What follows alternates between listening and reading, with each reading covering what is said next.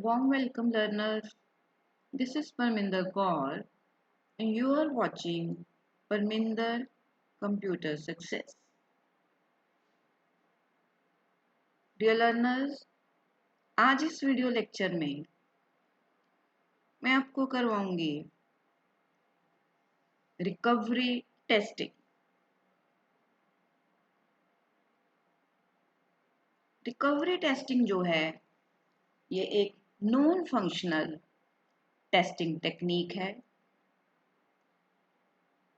जैसे कि आप देख रहे हो स्लाइड पर गिवन है that recovery testing is a type of non-functional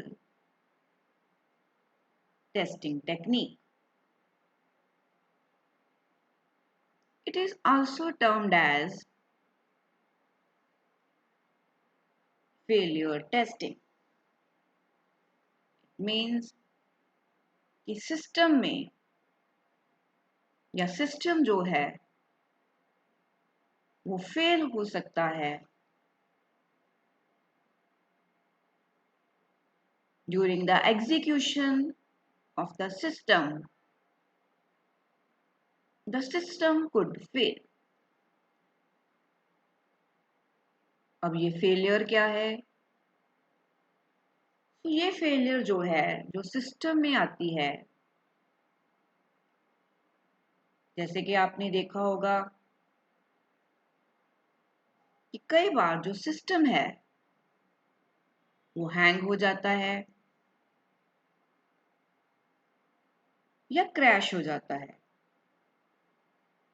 अगर ऐसा होता है उसको हम क्या बोलेंगे? System failure. It may also happen that during normal execution,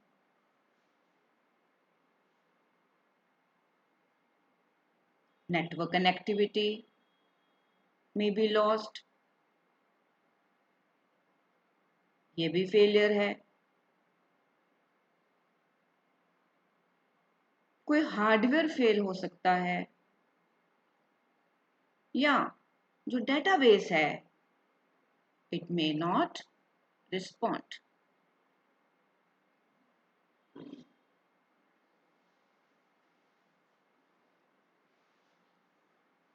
A well-developed and robust system must be either able to recover from failure by itself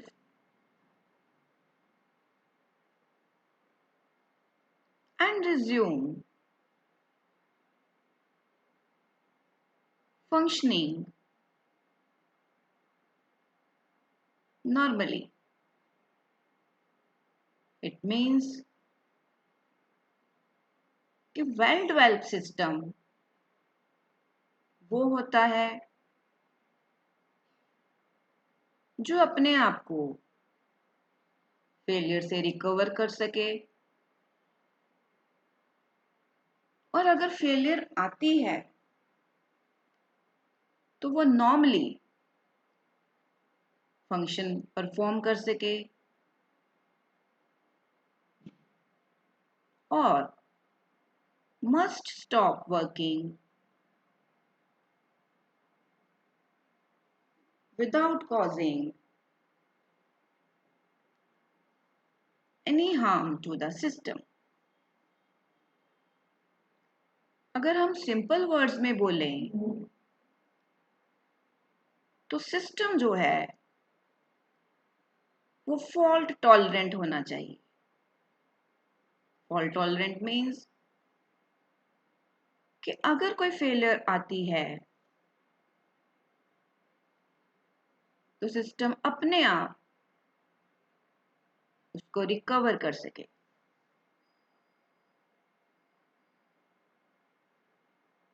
recovery testing को हम सिस्टम टेस्टिंग भी बोलते हैं, that is performed to test the recovery mechanism.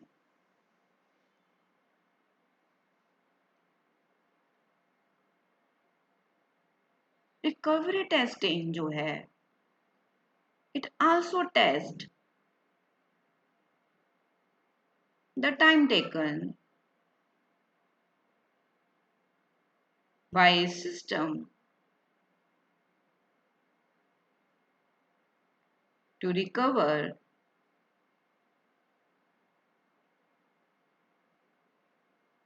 in case of abnormal crash. कितना time system लेता है अपने आप को रिकवर होने के लिए। रिकवरी टेस्टिंग ये भी टेस्ट करती है। डियर अचीवर्स, आई होप कि आपको ये टॉपिक इंटरेस्टिंग लग रहा होगा, और अगर ये पेपर में आता है तो आप इसको अच्छे से परफॉर्म कर पाओगे। नेक्स्ट इज, कौन कौन से ऐसे टेस्ट हैं जो हम कर सकते हैं ये देखने के लिए कि सिस्टम जो है वो कैसा वर्क करता है अगर फेलियर आती है। फर्स्ट